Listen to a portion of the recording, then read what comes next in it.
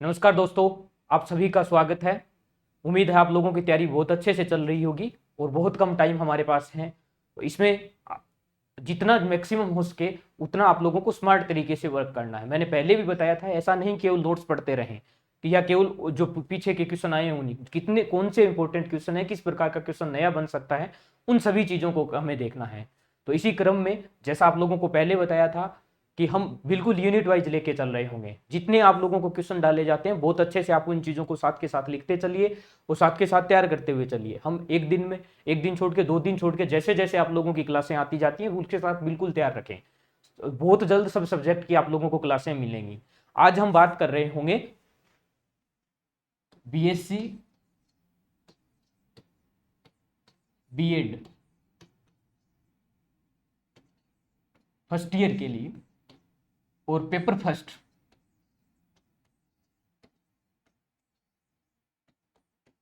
के। अब से हमारी कोशिश यही रहेगी कि जो आप लोगों का पेपर फर्स्ट है उसकी यूनिट पहले दे दी जाए, और वो भी जो इजी यूनिट है जिसमें से क्वेश्चन डायरेक्ट हमें पता होता है, जिसमें कम चैप्टर हैं, उन्हीं चीजों के हम पहले पेपर डालने की कोशिश कर रहे हैं। आज हम बात करेंगे बीएससी बीएड फर्स्ट ईयर के फर्स्ट पेपर की फर्स्ट यूनिट को हम बात कर रहे होंगे। आसान यूनिट है, मैकेनिक्स का ये पार्ट है जिसमें से ज्यादातर आप लोगों को बेसिक मैथ से रिलेटेड चीजें मिलती हैं। चलिए हम बात करते हैं साथ के साथ। पहला जो पार्ट है ए, आप लोगों को पता है ही, मैं एक बार फिर आप लोगों को समझा देता हूं कि जो यूनिट होती है, इस एक यूनिट से 3 पार्ट में क्वेश्चन पूछे जाते हैं। पार्ट ए में, पार्ट बी और पार्ट सी को लेकर। पार्ट ए से आप लोगों को 2 क्वेश्चन पूछे जाते हैं। पार्ट ए में 1 नंबर का क्वेश्चन होता है, छोटी डेफिनेशन पूछी जाती है, इसमें से 2 क्वेश्चन पूछे जाते हैं। पार्ट बी है, इसमें भी 2 क्वेश्चन आते हैं, आप लोगों को 1 क्वेश्चन करना होता है, अल्टरनेट आता है इसमें से। और पार्ट सी जो होता है इसमें 5 क्वेश्चन आते हैं टोटल, प्रत्येक यूनिट से एक ही क्वेश्चन आता है। टोटल 5 आते हैं, उसमें से 3 करने होते हैं, और 1 क्वेश्चन जो होता है वो 5 नंबर का होता है। तो आप लोगों को इसी क्रम में करना है। अल्टरनेट का मतलब बी सेक्शन में जो अल्टरनेट मिलता है, इसमें ये जो 2 क्वेश्चन दिए होते हैं उसी में से एक आप लोगों को करना होता है। तो ये प्रोसेस रहेगी आप लोगों की पूरी, इस चीज को ध्यान रखना है। ठीक है, तो फर्स्ट ईयर के जो नए स्टूडेंट हैं उनको थोड़ा ये चीज ध्यान रखनी है कि ए पार्ट जो रहेगा, 1 नंबर की डेफिनेशन इसमें पूछी जाती है, 1 नंबर के लेवल का ये आंसर देना होता है इसमें। बी सेक्शन जो होगा, ये जो बी पार्ट है इसमें 3 नंबर का क्वेश्चन पूछा जाता है, तो उसी प्रकार से हमें देना होता है। और ये सी जो पार्ट होगा, इसमें 5 नंबर का 1 क्वेश्चन पूछा जाता है, प्रत्येक यूनिट से 1 क्वेश्चन इसमें से आता है। चलिए आज हम पहले यूनिट की पहले पार्ट की बात करते हैं पहले, उसके बाद हम आगे बढ़ेंगे। पार्ट ए है, इस पार्ट ए में ये 4 क्वेश्चन है, आपको 2 क्वेश्चन मिलेंगे। तो पहला क्वेश्चन इसमें है, ये है निर्देश तंत्र क्या है।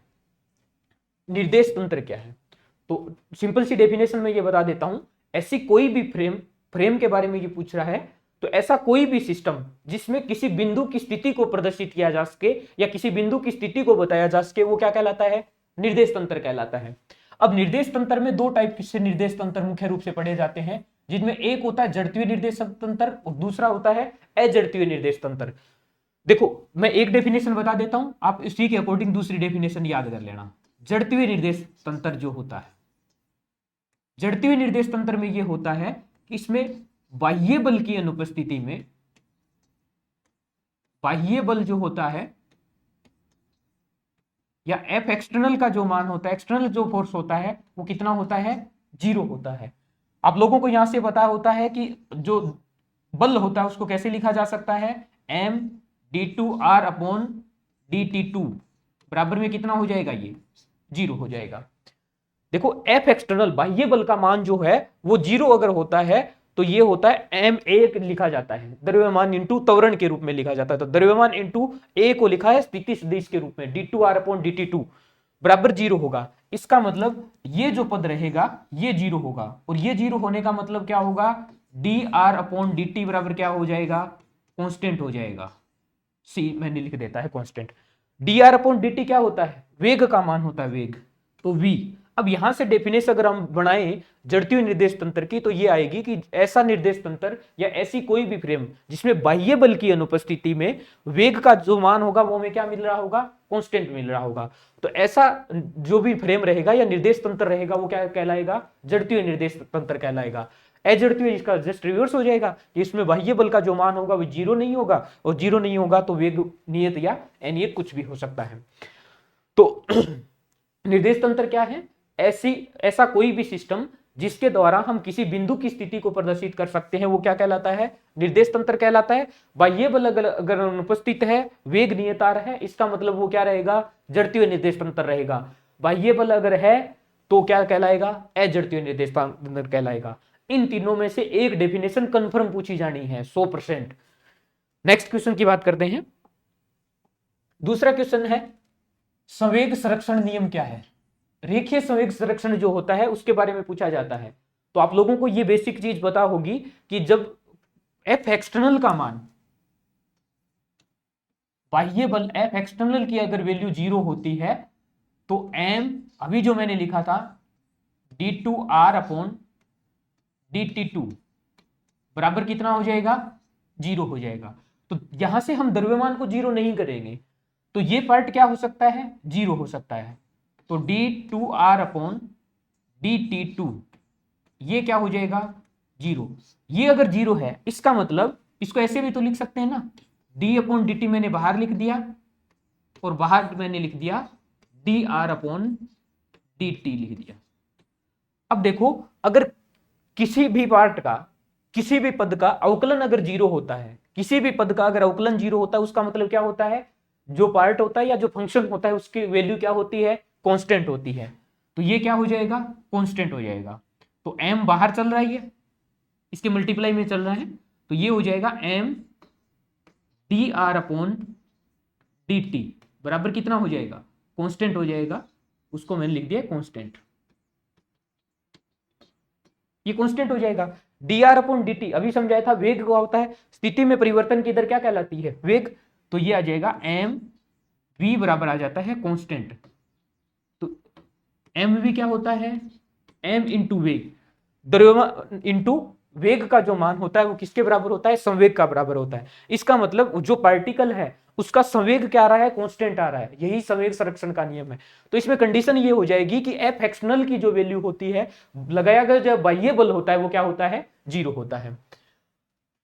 ये जो आप लोगों की पहली यूनिट है फ्रेम या निर्देश तंत्र, उससे है तीनों के तीनों क्वेश्चन। और ये जो दूसरा पार्ट है, दूसरा चैप्टर आप लोगों का, उससे है अपेक्षिका का सिद्धांत क्या है। इसको आइंस्टीन का तुल्यता सिद्धांत भी बोला जाता है। आइंस्टीन का तुल्यता सिद्धांत भी बोला जाता है। इसमें दो मुख्य रूप से डेफिनेशन है जिनको याद करना है आप लोगों को। एक तो मुक्त आकाश में जो होती है उसके लिए आएगा, और दूसरा किसी भी फ्रेम के लिए नॉर्मल चीजें प्रकाश के वेग के लिए पूछी जाती है। मुक्त रूप से जो प्रकाश का वेग होता है वो कांस्टेंट होता है, उसकी दिशा और मान किसी भी प्रकार का परिवर्तन नहीं होता, ना तो सोर्स पर डिपेंड कर रहा होता है ना प्रेक्षक पर डिपेंड कर रहा होता है। नॉर्मल सीधी डेफिनेशन, आप इस चीज को याद कर लेना। तो ये हमारे 4 क्वेश्चन है, आप ये 4 याद कर लेना, कन्फर्म मिल जाएंगे आप लोगों को दोनों क्वेश्चन इससे। अब हम बी सेक्शन की बात करते हैं। तो ये ए सेक्शन की है, छोटी छोटी कोई डेफिनेशन और भी आप लोग इसके साथ याद कर लेना। नेक्स्ट क्वेश्चन बी पार्ट में है लोरेंज और गैलीलियो रूपांतरण। जो फ्रेम है, एक फ्रेम से दूसरे फ्रेम में जब चेंज किया जाता है उसके को रूपांतरण बोला जाता है। तो उसके लिए गैलीलियो और लोरेंज जो दोनों रूपांतरण है, उन दोनों के डेरिवेशन आपको याद करने हैं। स्थिति के लिए, वेग के लिए। आप स्थिति के लिए निकाल लेना, उसका डेरिवेशन वो अवकलन करते ही क्या आ जाएगा? वेग के लिए आ जाएगा। नेक्स्ट एक इसमें पूछा गया कि गैलीलियो रूपांतरण में दो बिंदुओं के मध्य दूरी अचर होती है। ये हमें प्रूफ करना है कि गैलीलियो जो रूपांतरण रहेगा इसमें दो बिंदुओं के मध्य दूरी जो होती है वो अचर रहती है। वो आप लोगों को डेरिवेशन ही करना है, पूरा डेरिवेशन हम यहां नहीं कर पाएंगे। नेक्स्ट क्वेश्चन है स्थिर वेग से गतिशील निर्देश तंत्र के लिए लोरेंज रूपांतरण। भाई रूपांतरण से ही रिलेटेड दोनों तीनों क्वेश्चन इसमें है। लोरेंज रूपांतरण क्या है, गैलीलियो रूपांतरण क्या है, इस चीज को देखना है। अब गैलीलियो रूपांतरण में एक चीज कि दो बिंदु जो होंगे उनके मध्य डिफरेंस, फ्रेम अगर चेंज भी कर दी जाती है तो दोनों के मध्य दूरी हमेशा क्या रहती है? कांस्टेंट रहती है। ये हमें प्रूफ करना है। नेक्स्ट है स्थिर वेग से गतिशील निर्देश तंत्र के लिए लोरेंज रूपांतरण जो है उसका हमें प्रूफ करना है। ये चीज हमें देखनी है।